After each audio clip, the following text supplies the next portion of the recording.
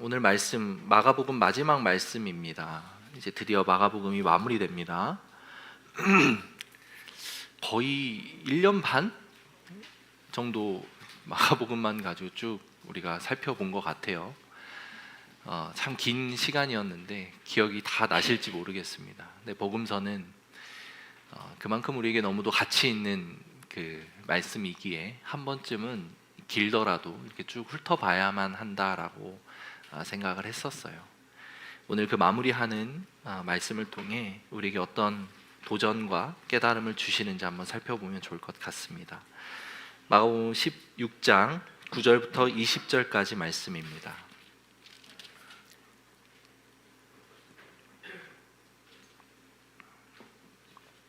마가복음 16장 9절부터 20절까지 말씀입니다. 우리 교독하도록 합니다. 예수께서 안식 후 첫날 이른 아침에 살아나신 후 전에 7 귀신을 쫓아내어 주신 막달라 마리아에게 먼저 보이시니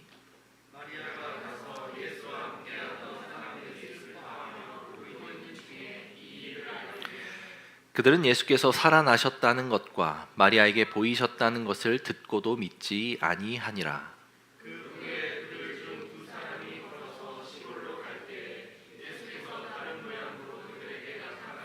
두 사람이 가서 남은 제자들에게 알리었으되 역시 믿지 아니하니라.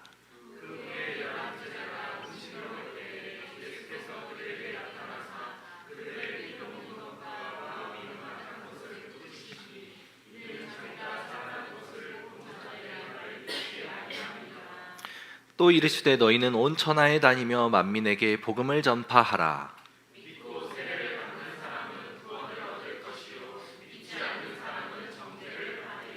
믿는 자들에게는 이런 표적이 따르리니 곧 그들이 내 이름으로 귀신을 쫓아내며 새 방언을 말하며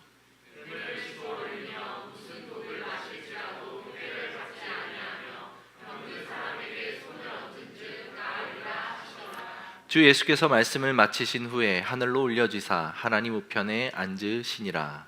제자들이 나가 두루 전파할세 주께서 함께 역사하사 그 따르는 표적으로 말씀을 확실히 증언하시니라. 아멘. 부활하신 이후에 예수님이 제자들 그리고 그를 따르던 여인들에게 어떻게 나타나셨고 어떤 말씀을 하셨는지가 오늘 본문의 말씀입니다. 지난번에도 언뜻 말씀드렸지만 오늘 본문 9절부터 20절까지는 성경에 보시면 대가로 그 디귿자 모양의 가로로 묶여 있습니다. 많은 학자들이 오늘 우리가 나눌 이 본문은 마가가 직접 쓴 것이 아닌 것 같다라고 판단을 하였습니다. 성경은 원본이 존재하지 않죠. 성경은 사본만 존재합니다. 성경 원저자들이 기록한 원본은 성경 66권 어느 성경도 발견하지 못했습니다. 성경은 늘 사본으로만 성경에 우리가 원문을 찾아가는 노력을 할 수밖에 없죠. 성경 66권이 정경화 이렇게 우리 손에 들려진 성경으로 되는 그 작업의 과정은 수많은 사본들 거의 수백 종이 아니라 수천 종의 사본들이 존재합니다. 많은 사본은 그렇게까지 존재하는데 그 사본들을 일일이 대조해가며 원문에 가까운 메시지들을 정리하는 작업을 이미 해왔고 그것의 결과로 우리 손에 이 성경, 정경화된 성경 66권이 들려져 있는 것이지요. 그 정경화 과정 속에서 정말 주요한 사본, 우리가 가장 신뢰할 만한 사본에는 9절부터의 메시지가 빠져 있습니다. 그런데 그 외에 다른 정말 많은 사본들에서 9절부터의 메시지가 담겨 있는 것이죠. 그리고 후대 사람들이 정경하는 과정 속에서 보더라도 이것은 뭔가 유실되었거나 뭔가 조금 그 마가가 쓴 내용에 대해서 누락된 부분들이 있는 것 같다라고 판단을 했던 것 같습니다. 그래서 마가복음 후반부에 이 내용이 첨가되어 있는 것이죠.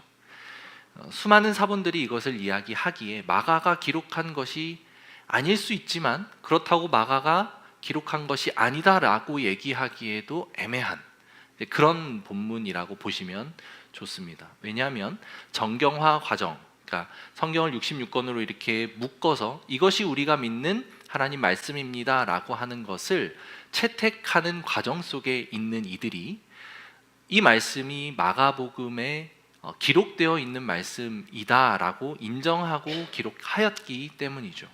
그 모든 과정 속에서 성령님이 일하셨다라고 믿는 저희들은 이것을 오늘 마가의 말씀이다라고 믿고 받는 것이 중요합니다.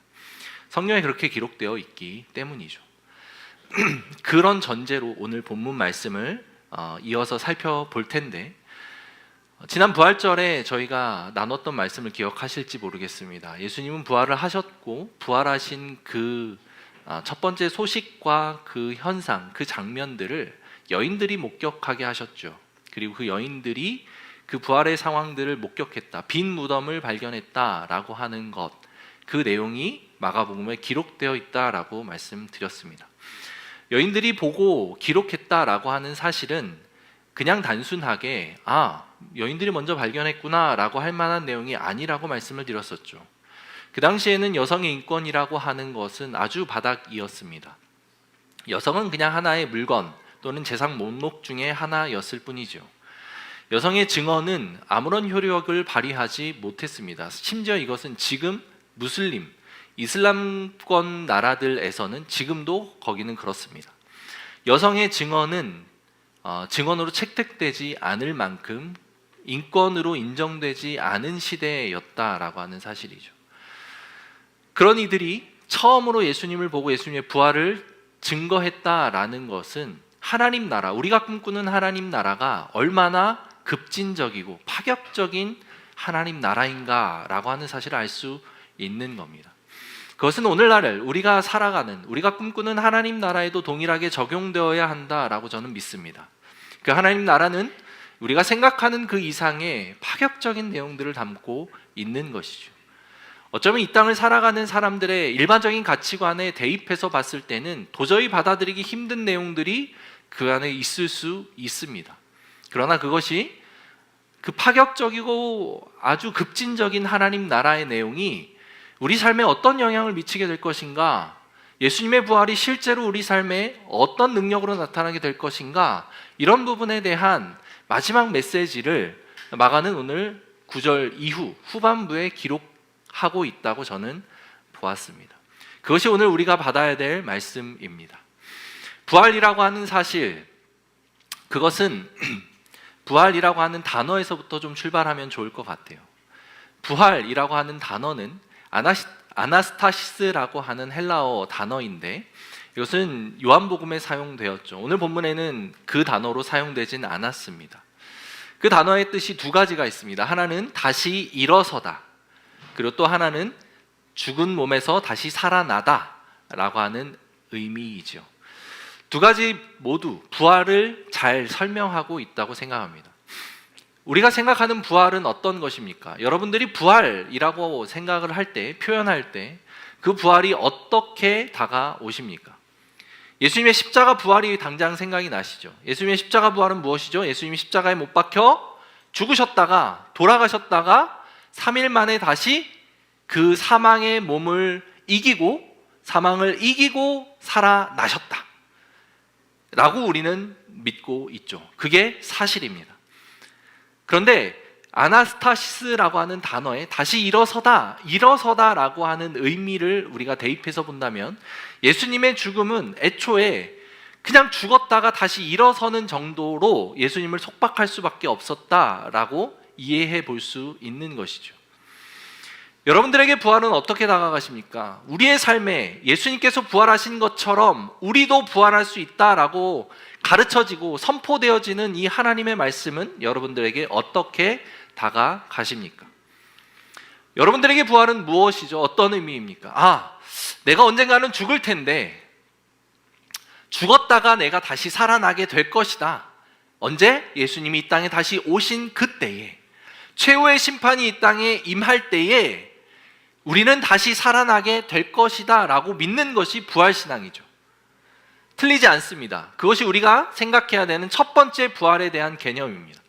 그런데 우리가 놓치지 말아야 할 두 번째 개념은 다시 일어서다의 개념이에요. 부활이라고 하는 것에 내포되어 있는 아주 중요한 개념 중에 하나는 현세에서 누리는 부활의 의미입니다. 예수님은 그냥 단순히 먼 미래에 다시 오셨을 때 심판을 하시고 예수 믿는 이들을 다시 일으켜 세우실 것이다 라고 하는 그 부활의 의미만 우리에게 가르치신 것이 아니에요. 예수님은 현세에서 다시 살아나셨죠. 이 땅에서 우리에게 눈에 보이게 다시 일어서셨습니다. 그게 예수님의 부활이에요. 그리고 그 부활을 믿었던 당신의 제자들, 그리고 예수님을 따랐던 그 여인들이 어떤 삶의 모습을 보였는가를 추적해 보면, 그것이 현세에서 다시 일어서는 부활, 현생에서 누리는 다시 일어서는 부활의 의미라고 하는 그것을 우리가 유추해 볼 수 있는 것입니다. 오늘 본문에서 그 그런 이야기를 드러내는 사람들의 모습이 두 부류의 모습이 등장합니다. 첫 번째로는 마리아입니다. 구절을 우리가 같이 한번 살펴보면 예수께서 안식 후 첫날 이른 아침에 살아나신 후 전에 7 귀신을 쫓아내어 주신 막달라 마리아에게 먼저 보이시니 라고 되어 있죠. 근데 이 여인이 8절에 어떤 반응을 보였는지를 제가 읽어드릴 테니까 한번 들어보십시오.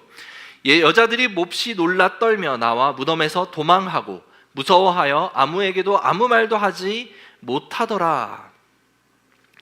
예수님이 여인들에게 나타나셨습니다. 한 청년이 나타나서 여인들에게 예수님의 부활 소식을 전합니다. 여인들은 예수님의 그 빈 무덤을 발견하였습니다. 이 여인들 중에 이 막달라 마리아라고 하는 여인이 포함되어 있었던 것이죠. 그 소식을 들은 이 여인은 매우 놀랍니다. 그리고 무서워합니다. 두려워해요. 왜 놀라고 왜 무서워하고 무엇을 두려워했는지까지는 나오진 않지만 우리는 짐작해 볼 수 있죠. 예수님의 시신이 사라졌다. 그것은 누군가가 이것을 훔쳤다라고 밖에 생각할 수 없는 상황이었던 겁니다. 예수님이 미리 예언하셨던 부활을 이 여인이 받아들이기는 쉽지 않았던 상황입니다. 왜? 부활이라고 하는 것은 너무도 비상식적인 일이기 때문이죠. 누구도 믿을 수 없었던 일입니다. 아무리 예수님이 다시 살아날 것이다 라고 말씀하셨지만 그것을 그냥 듣고 그 상황을 첫 번째 마주하고 믿기에는 그건 너무도 이상한 일이었기 때문이에요. 그래서 이 여인은 놀랬고 그리고 그 상황에 대해서 두려워합니다. 어떻게 해야 될지 몰라 했겠죠. 그런데 그랬던 그 여인이 예수님이 나타나신 그 모습을 보고 그 예수님을 믿게 됩니다. 부활하신 예수님을 보고 믿게 돼요. 그래서 10절에 이렇게 표현합니다. 마가가 가서 예수와 함께하던 사람들이 슬퍼하며 울고 있는 중에 이 일을 알림해. 두려워하고 떨었던 이 여인, 예수님의 부활 소식을 믿지 못했던 여인이 부활하신 예수님을 만나고 이제 예수님을 전하는 사람이 됩니다. 아주 짧은 그 행간이 존재합니다. 너무도 많은 생략이 이 안에 있다라고 하는 생각이 들었습니다. 마가는 이 부분을 너무 심플하게 표현하고 넘어가요. 이 여인에게 어떤 일이 있었을까? 예수님을 만나고 나서 이 여인이 받았던 그 마음은 무엇이었을까? 이 여인이 무엇을 생각하고 어떤 믿음을 품게 되었을까? 이것이 우리가 오늘 봐야 할 첫 번째 메시지인 것 같습니다. 추측할 수밖에 없어요. 우리는 다른 복음서에 나타난 흔적들을 통해 이 여인에게 일어났던 일을 그냥 상상해 볼 수밖에 없습니다. 그리고 우리가 유추해 볼 수 있는 또 다른 근거는 우리 삶에서의 이야기죠. 부활하신 여인을 눈으로 봤습니다. 눈앞에서 십자가에서 피 흘리고 돌아가신 그 예수님을 명확하게 목격했는데, 그리고 시체로서 무덤에 장사되는 것을 곁에서 지켜봤는데 그 예수님이 살아서 내 눈앞에 나타났다. 여러분, 이 상황을 여러분들이 맞이하면 여러분들은 어떻겠습니까? 안 믿으실 재간이 있습니까? 어떠실 것 같아요? 당연히 믿겠죠. 눈에 보이면. 그지? 충환아, 눈에 보이면 믿겠지. 할렐루야. 눈에 보이면 믿을 수밖에 없는 게 인간입니다. 그게 우리가 생각하는 눈에 보면 당연히 믿는 거 아니야? 라고 생각하는 거죠. 그래서 아마 이 여인은 예수님을 믿었다라고 표현되어 있는 것 같아요. 그것을 우리가 머릿속에 기억하고 다음 말씀을 좀 살펴보겠습니다.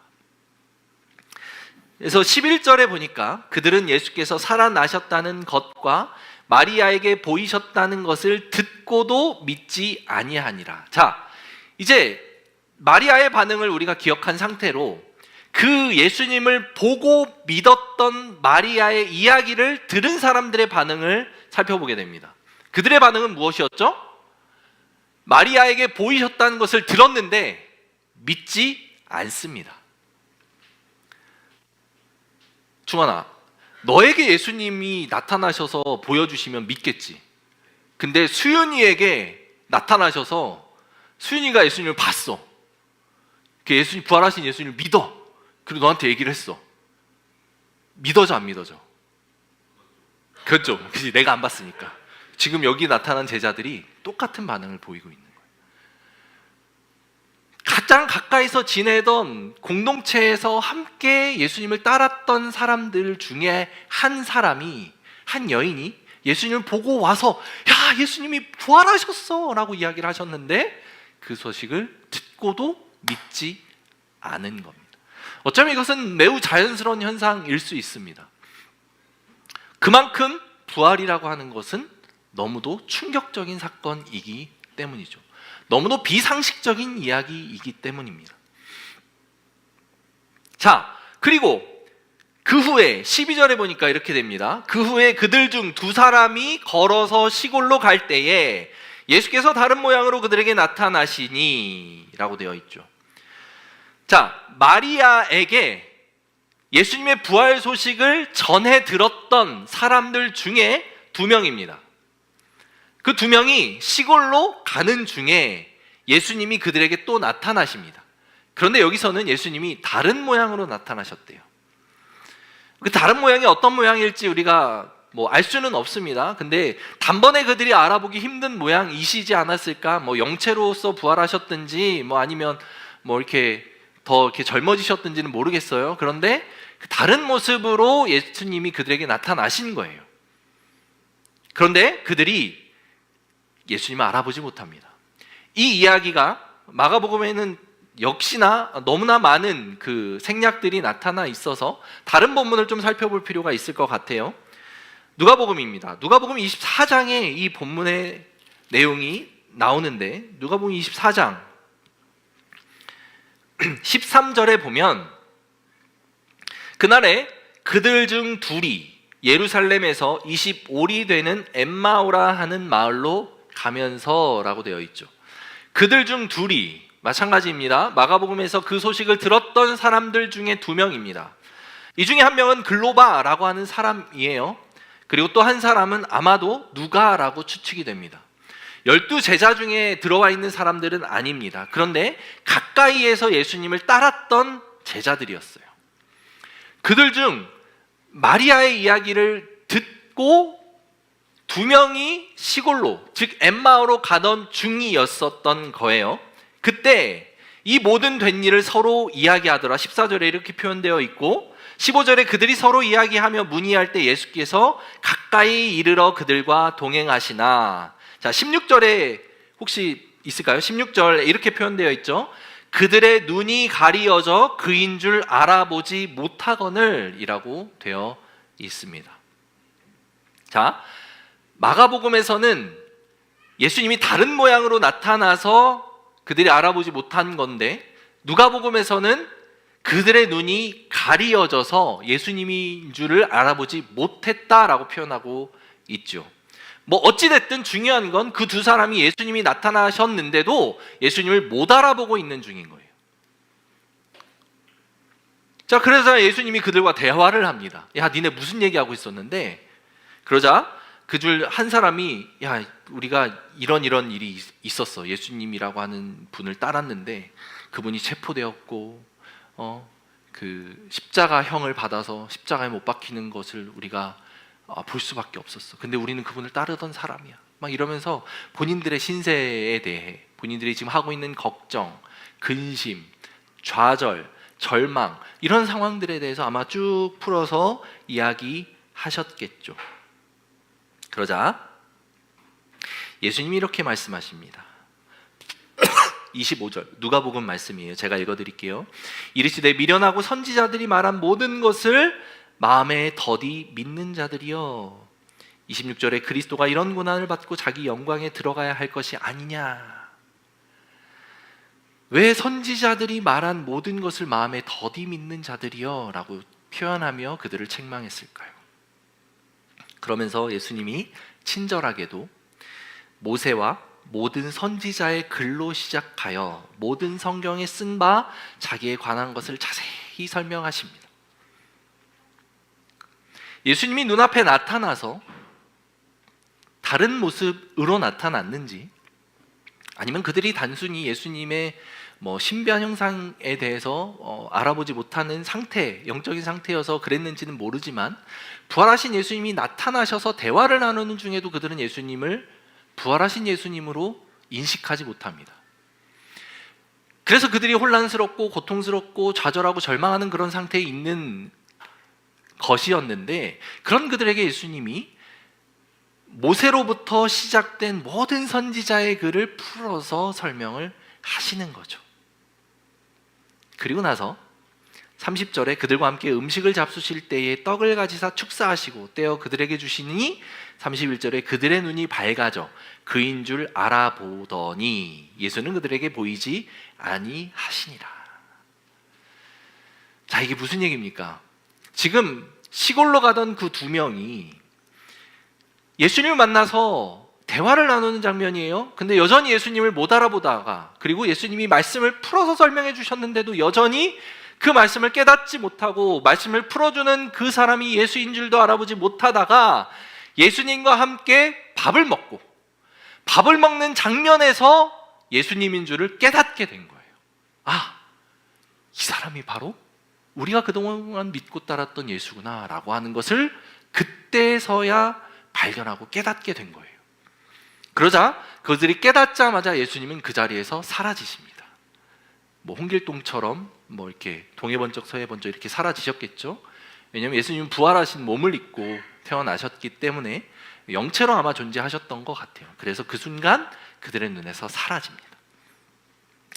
조금 더 남아서 그 죽음 이후의 삶에 대해서 조금만 더 설명해 주셨더라면, 사망 권세 가운데 놓였던 그 3일에 대해서 조금만 더 풀어서 주셨다면 우리의 궁금증이 조금 더 해결됐을 텐데, 아쉬운 마음이 들죠? 예수님은 근데 그런 것에 대해서 1절 설명하지 않고 사라지십니다. 예수님이 얘기했던 것은 무엇입니까? 예수님이 그들과 함께 하면서 했던 것은 무엇이에요? 딱 두 가지입니다. 말씀을 풀어 설명하셨고, 그리고 같이 식사를 하셨습니다. 자, 그리고 나서 31절에 이렇게 32절에 그들이 이렇게 서로 말합니다. 그들이 서로 말하되 길에서 우리에게 말씀하시고 우리에게 성경을 풀어주실 때 우리 속에서 마음이 뜨겁지 아니하더냐, 이렇게 서로 이야기를 하는 장면이죠. 자, 첫 번째 우리가 마리아에게 예수님이 나타나셨을 때 살펴본 장면은 별다른 정보가 존재하지 않았습니다. 그래서 우리는 단순히 마리아가 부활하신 예수님을 단번에 알아보고 예수님이 부활하셨구나 라고 하는 사실을 믿었다라고 인식했습니다. 자, 두 번째로 그 소식을 듣고도 믿지 않았던 사람들 중에 두 명이 엠마오라고 하는 시골로 가는 길에 예수님이 나타나셨는데 예수님을 알아보지 못합니다. 눈이 가리워졌든지 아니면 예수님이 다른 형상이었든지는 모르겠지만 알아보지 못해요. 그러자 예수님이 말씀을 풀어 설명하시고, 그리고 그들과 같이 식사하실 때에 그들이 가리워졌던 눈이 밝아집니다. 그리고 예수님이 누군지를 깨닫습니다. 그게 지금 이 본문이 이야기하고 있는 바예요. 봤는데 예수님을 알아보지 못했지만 예수님이 말씀을 풀어주실 때 가슴이 뜨거워졌고, 그리고 예수님과 같이 식사하실 때의 눈이 밝아져서 그를 알아보았다. 이것이 바로 그 두 명이 부활하신 예수님을 믿게 된 과정이었어요. 그러나서 13절, 오늘 본문 마가복음 16장 13절에 이렇게 되어 있습니다. 두 사람이 가서 남은 제자들에게 알리었으되 역시 믿지 아니하니라. 자, 누가복음에 길게 설명되어 있는 그 여정이 마가복음에는 생략되어 있습니다. 예수님을 그냥 만났고, 그래서 예수님을 믿게 되었고, 그 다음에 자기들과 함께 있었던 그 다른 믿지 않았던, 여전히 믿지 않았던 무리들에게 가서 야, 예수님이 진짜 부활하셨다 라고 하는 사실을 이야기했는데 그들은 여전히 믿지 않습니다. 이게 그들의 실존이었어요. 제자들의 현 상태였다라고 하는 사실이죠. 두 가지 다 매우 중요한 사실을 우리에게 보여줍니다.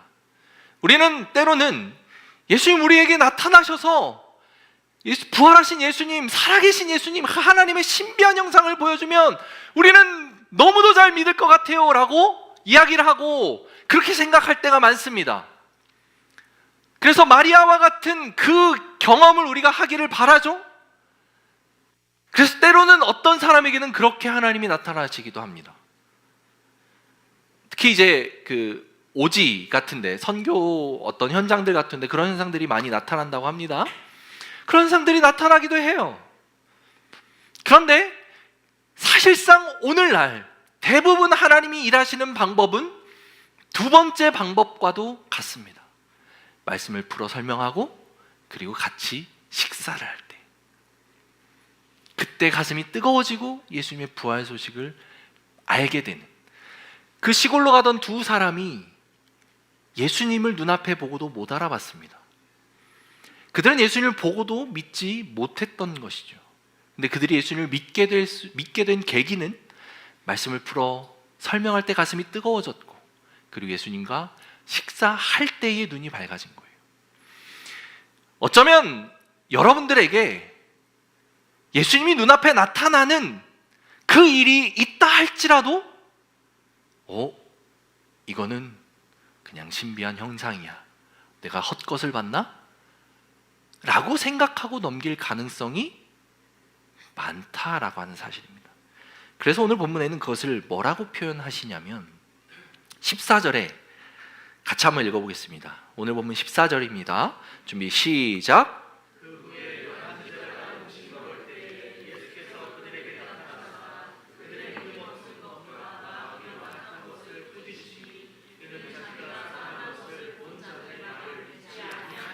그렇습니다. 그들의 믿음 없는 것을 꾸짖으셨는데 그들이 왜 믿음이 없었습니까? 마음이 완악해서입니다. 이 마음의 완악함은 우리가 그냥 알고 있는 그 씨 뿌리는 비유에서 나타난 돌짝밭과도 같은 상태입니다. 아니면 길가에 뿌려진 상태의 그 길가와도 같은 마음의 상태입니다. 굳어진 마음인 거죠. 애초에 내가 받아들이고 싶지 않은 거예요. 왜냐하면 내 상식을 넘어선 사건이기 때문이죠. 여러분, 그래서 믿음은 상식을 뛰어넘습니다. 상식을 초월해야만 믿음을 소유할 수가 있어요. 인간은 누구나 어쩔 수 없이 내가 경험하고 내가 배우고 내가 알고 있는 그 지식의 한계에서 갇혀서 살아갑니다. 그게 세상의 전부라고 생각하고 살아가는 게 우리의 전부예요. 그게 우리의 실존이에요. 그것을 넘어서는 이야기를 누군가 한다면 그 이야기는 거짓이라거나 왜곡된 이야기라거나 또는 선동이라거나 이런 이야기들을 하죠. 확증 편향, 비슷한 이야기죠. 내가 보고 싶은 것만 보고 믿고 싶은 것만 믿고 싶은 사람들의 현상. 그것은 믿음에서도 똑같이 나타납니다. 여러분들의 믿음의 한계가 어디에 있습니까? 여러분들 경험에 있습니까? 하나님의 부활, 예수 그리스도의 부활을 믿는 우리 성도들조차도 내가 생각하는 믿음의 영역, 예수님이 우리에게 가르쳐 주신 그 하나님 나라를 살아가는 하나님의 백성들의 삶의 영역조차도 내 경험의 한계에 가둬 버립니다. 내 인식과 내 상식선에서 그 믿음을 가두어 버립니다. 아직 믿지 않는 분들 이 자리에 있죠? 그분들도 마찬가지입니다. 여러분들이 생각하는 상식이 아니라면 그것이 거짓이라는 증거는 어디에 있습니까? 사실 우리가 믿음을 갖지 못하는 가장 큰 이유는 보지 못해서가 아닙니다. 마음이 그것을 받아들일 준비가 되지 않았기 때문이죠. 굳어져 있기 때문입니다. 그래서 우리가 예수님을 믿게 되는 과정, 오늘 우리가 짧게 나눈 이 본문 속에서 설명되어 있는 예수님을 믿게 되는 과정이 매우 중요한 것 같아요. 마리아는 예수님을 보고 믿었습니다. 보고 믿을 수 있습니다.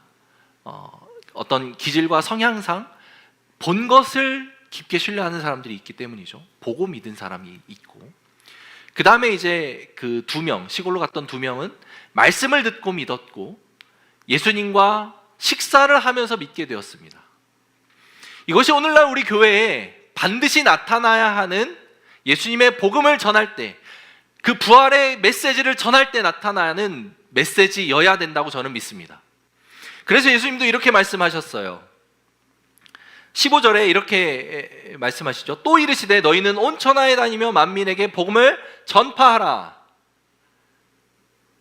16절에 믿고 세례를 받는 사람은 구원을 얻을 것이요 믿지 않는 사람은 정죄를 받으리라. 17절 믿는 자들에게는 이런 표적이 따르리니 곧 그들이 내 이름으로 귀신을 쫓아내고 새 방언을 말하고 뱀을 집어올리며 무슨 독을 마실지라도 해를 받지 아니하며 병든 자에게 손을 얹은즉 나으리라 하시더라. 즉 이런 표적들이 나타난다 하셨고, 실제로 20절에 제자들이 나가 두루 전파할세 주께서 함께 역사하사 그 따르는 표적으로 말씀을 확실히 증언하시니라. 복음을 전할 때 이런 표적들이 나타난다는 거예요. 귀신이 이게 쫓겨나고 병든 자들이 낫게 되고 뱀을 들었을 때 그 독이 나를 해하지 않게 될 것이고, 막 이런 기적적인 일들이 막 나타나게 될 것이라는 얘기예요. 그리고 실제로 오늘날에도 이런 복음들이 전해질 때 이런 사건들이 나타나기도 합니다. 그것은 무엇을 의미합니까? 마리아에게 예수님이 나타나신 것처럼 아주 신비한 부활의 증거가 복음이라고 하는 초자연적인 그 능력의 역사하심이 눈앞에 드러나게 되는 그런 현상을 의미합니다. 그 현상을 보고 믿는 이들이 있겠죠. 그런데 중요한 것은 우리가 살아가는 현실 속에서는 이런 일들이 나타납니까? 아니죠. 어디 갔습니까? 그 현상들.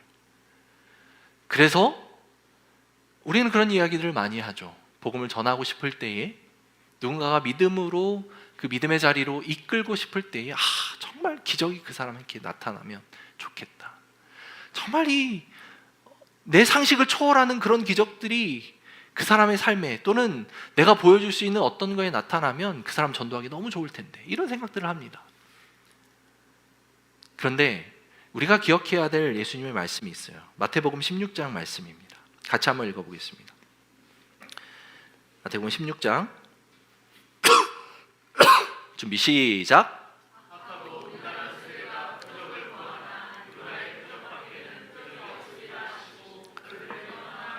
이게 무슨 얘기냐면, 예수님이 복음을 설명하시고 하나님의 아들이다 라고 하는 것들을 증거하고 다니실 때에 사람들이 나타나서 예수님에게 이야기하는 겁니다. 진짜 당신이 하나님 아들이면, 진짜 당신이 신이라면 표적을 보여주십시오. 당신이 하나님의 아들임을 믿을 수 있는 놀라운 기적들을 우리에게 보여주십시오 라고 이야기하는 장면이에요. 그런데 이 이야기를 하는 그 순간에, 또는 그 이전에 예수님이 어떤 기적들을 하셨는지를 살펴보면 놀랍습니다. 정말 놀라운 기적들을 많이 행하셨어요. 죽은 자를 살리기도 하고, 병든 자를 고치기도 하고, 눈먼 자의 눈을 뜨게 하기도 하고, 귀신을 내쫓기도 하고, 실제 많은 사람들이 그것을 직접 목격도 하고 목격한 자들로부터 증언을 듣기도 하고, 그런 일들을 예수님이 하고 있는 중이었어요. 그런데 사람들이 예수님에게 나타나서 표적을 보여주면 내가 당신을 믿겠습니다 라고 이야기를 하고 있는 거예요. 그러자 예수님이 이렇게 대답을 하는 겁니다. 내가 더 이상 그들에게 보여줄 표적이 없다.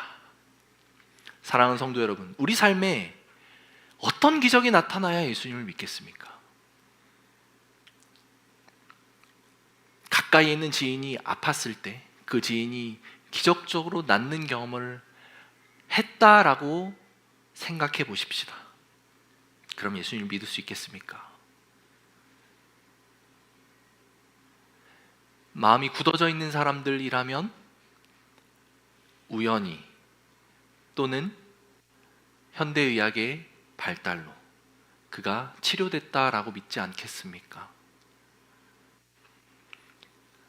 내가 도저히 해결할 수 없는 그런 문제들이 내 삶에 나타났을 때에, 절망 가운데 있을 때에 그 나를 건져주셨던 하나님, 그게 재정적으로든 아니면 관계적으로든 아니면 사회의 어떤 다른 질서와 관련된 일이든 그게 무엇이든 간에 내가 도저히 할 수 없다라고 너무도 무기력해져 있었던 그 순간에 나를 일으켜주시는 그 하나님을 경험했다라고 칩시다. 그럴 때 우리의 마음은 어떻겠습니까? 좋은 밭에 뿌려진 씨앗과 같은 그런 상태라면, 그런 사람이라면 하나님이 나를 살려주셨구나 라고 하며 그 부활의 하나님을 믿게 되겠죠. 그런데 마음이 굳어져 있어서 그 말씀을 받아들일 준비가 되지 않은 분들이라면 어떻겠습니까? 우연히 또는 내가 열심히 노력해서 또는 내 삶이 이렇게 되었기에 운 좋게 이렇게 되었다라고 이야기할 수밖에 없지 않을까요? 이것은 인류가 존재하는 역사 속에서 늘 비일비재하게 나타나는 현상입니다. 여러분들의 자리는 어디에 있습니까? 그리고 여러분들이 꿈꾸는 그 기적의 삶은 어디에 있습니까? 모든 것들은 우리가 다 놓칠 수 없습니다. 기적, 표적 우리가 놓칠 수 없죠. 이것이 우리 삶에 나타나야 합니다. 그것이 실제 예수 믿는 자들의 삶에서 나타나기 때문이죠.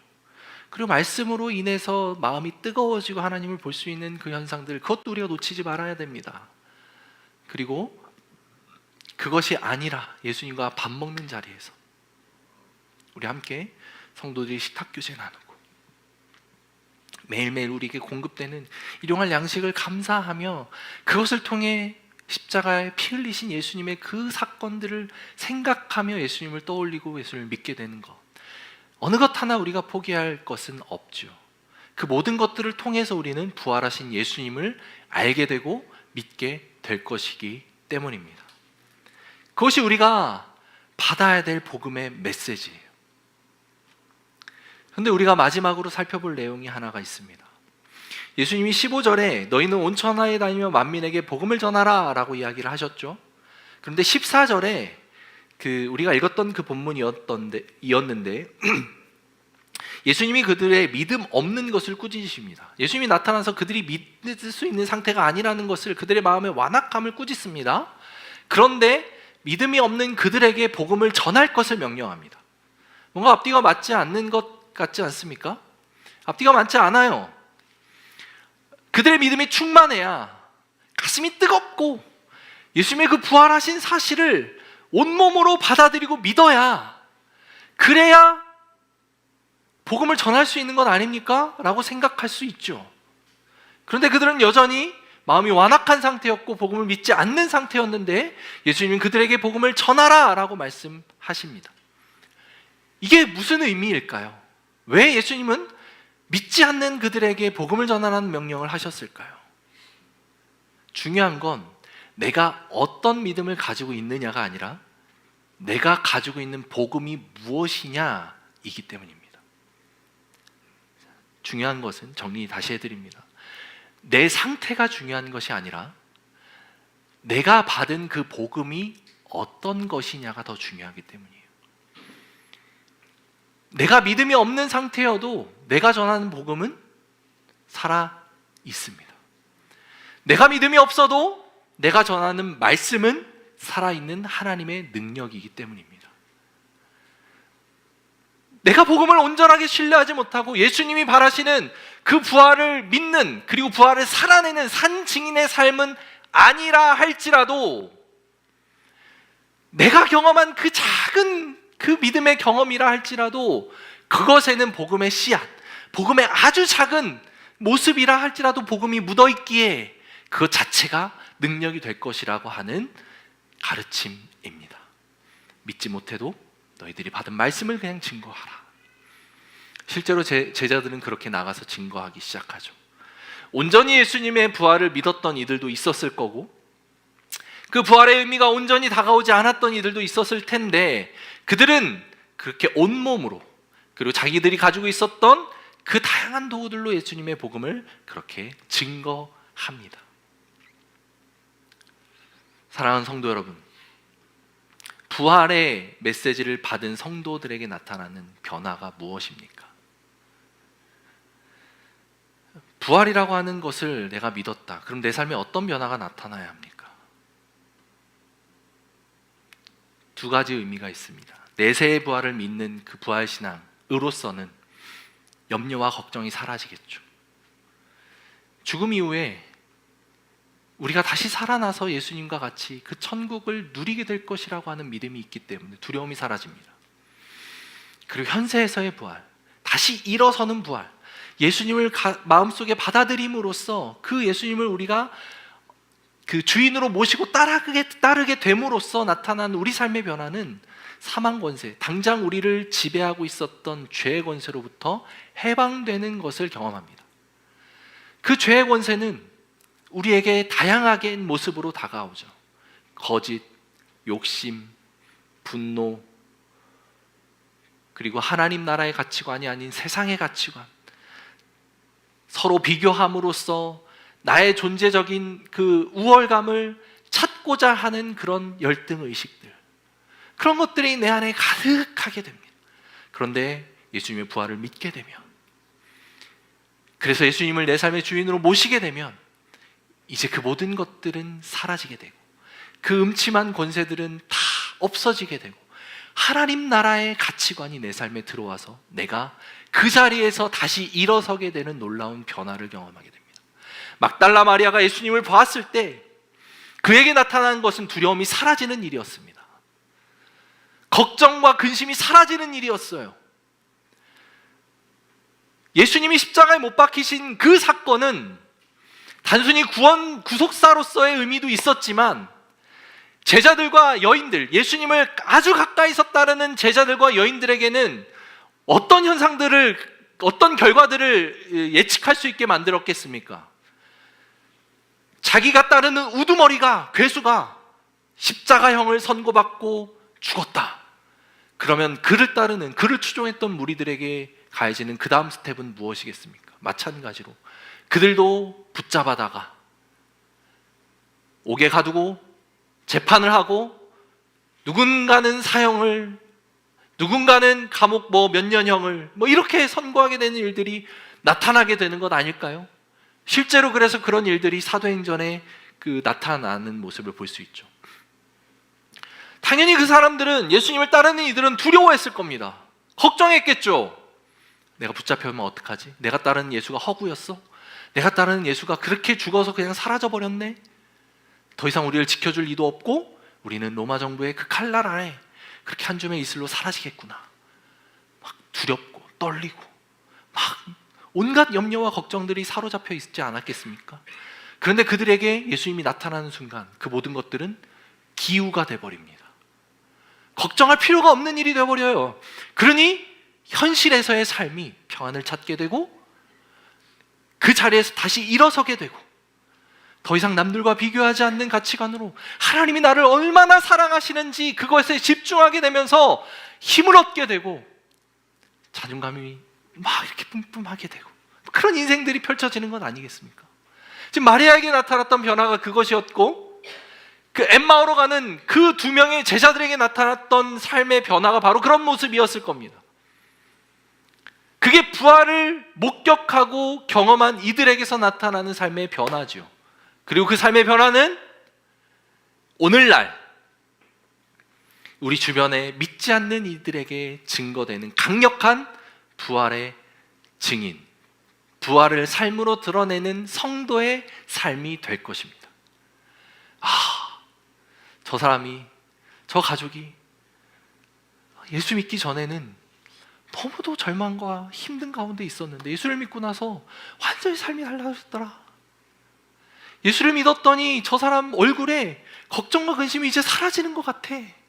어쩜 저렇게 평안하고 행복할 수 있지? 어쩜 저렇게 마음의 평안을 누리고 살아가는 것 같지? 어쩜 저렇게 건강한 자존감을 가지고 살아갈 수 있지? 이런 생각들을 하게 만드는 것이죠.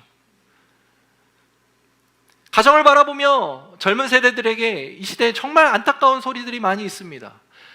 결혼한 가정들, 결혼한 젊은 부부들이 막 다투고 싸우고 불화가 가득하고 깨지고 막 그것들이 골이 깊어져가지고 시간이 지나면 더 이상 뭐 합방을 하는 것이 의미가 없고 뭐 서로 그냥 그 밖에서 막 그 불륜을 막 저지르는 막 이런 일들이 너무도 많이 세상에서 이야기돼요.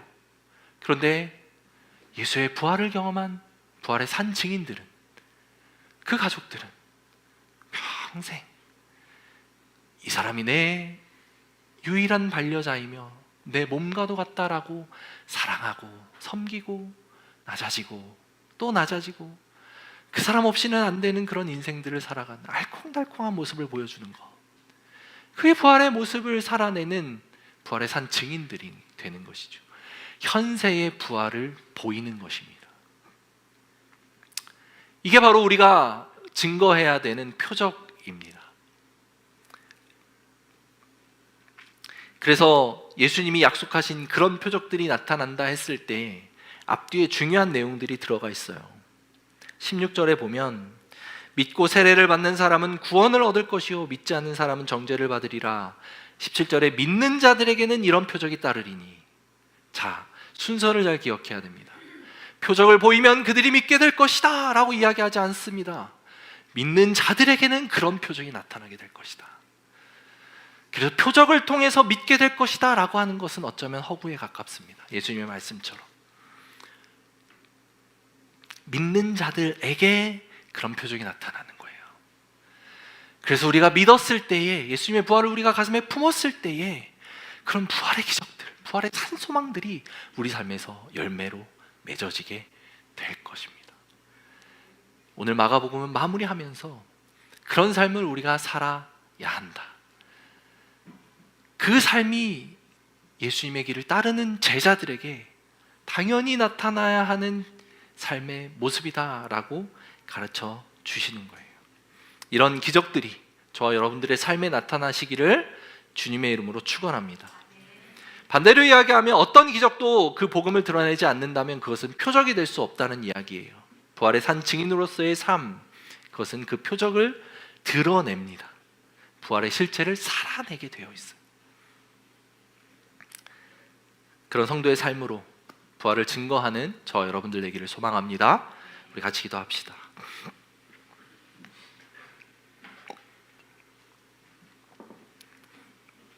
부활을 믿게 되는 과정은 여러 가지가 있죠.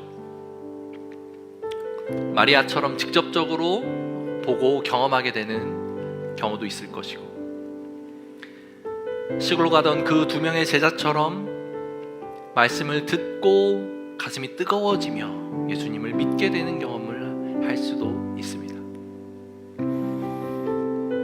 그리고 어쩌면 전혀 예상 외의 환경에서 우리가 같이 식사하고 같이 놀고 어울려서 마시고 이런 과정 속에서 예수님의 그 부활의 사실이 갑자기 믿어지게 되는 경우들도 있을 수 있습니다. 그러나 그 세 가지 방법이 중요한 게 아니겠죠. 중요한 건 무엇입니까? 마음의 완악함을 내려놓는 것이죠.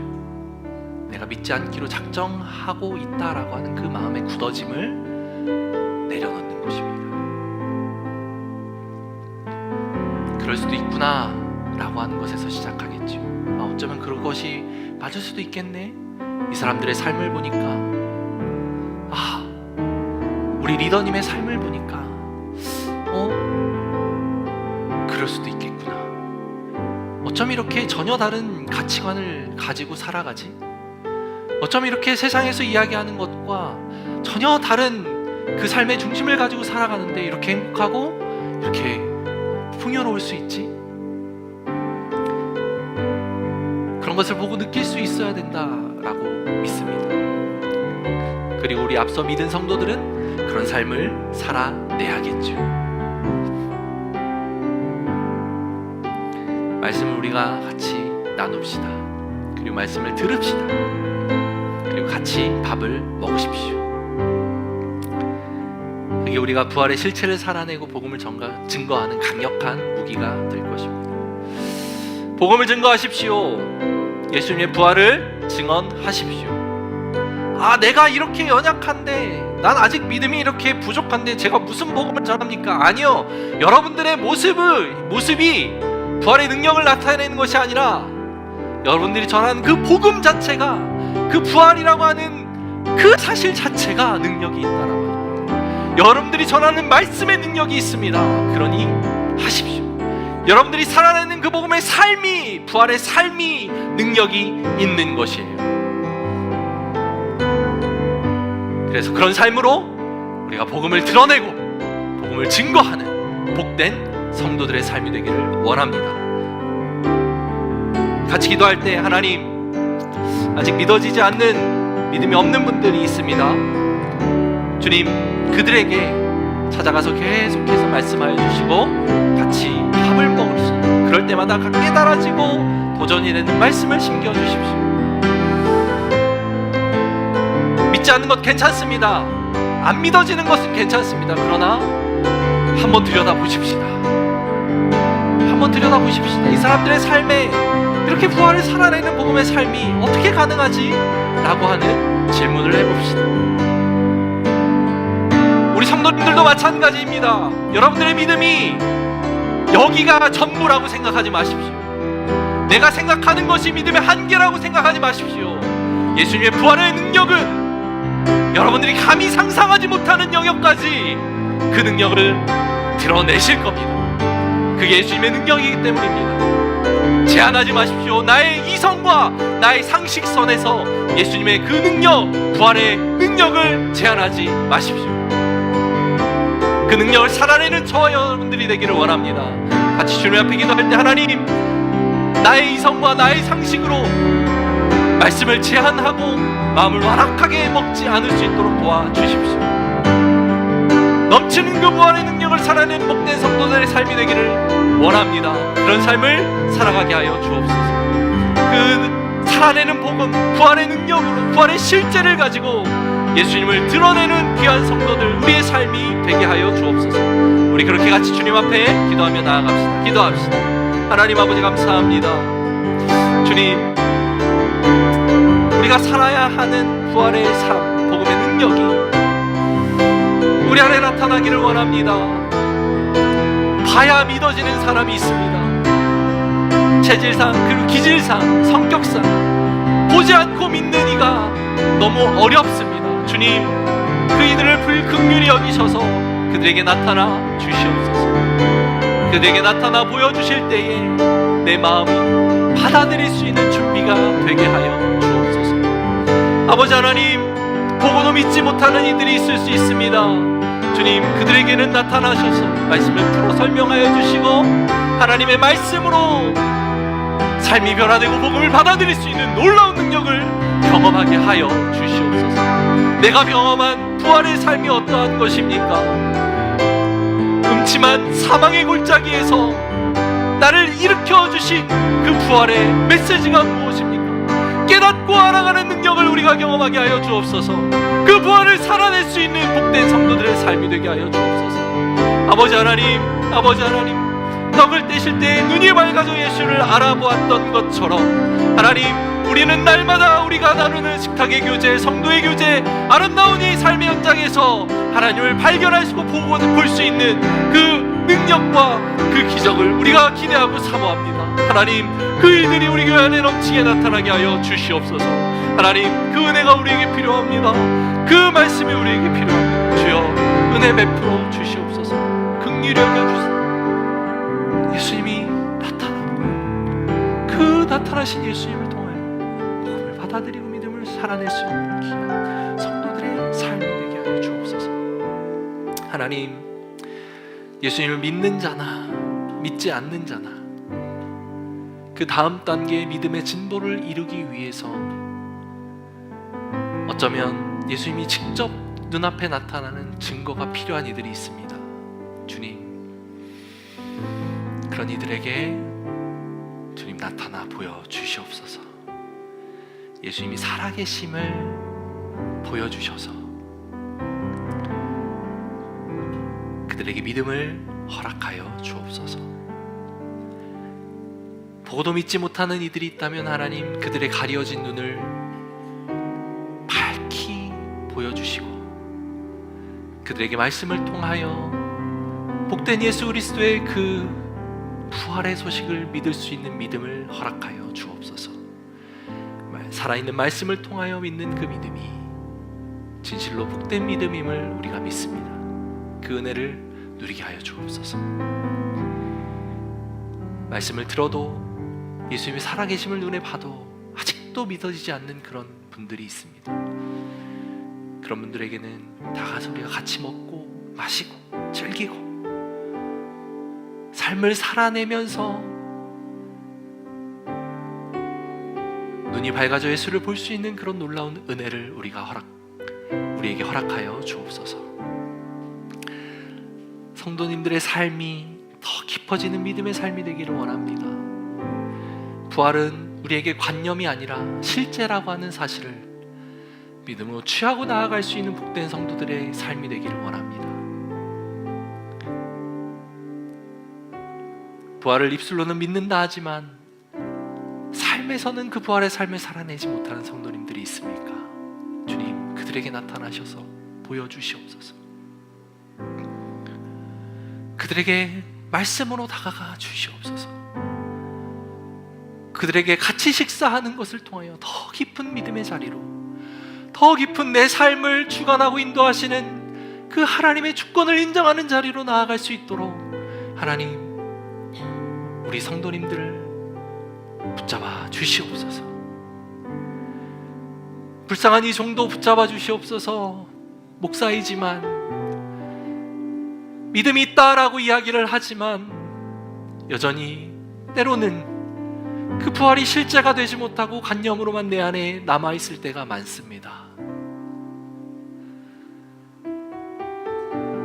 말씀을 듣지만 눈이 가리워져서 그 하나님의 실제적인 능력을 살아내지 못할 때가 많습니다.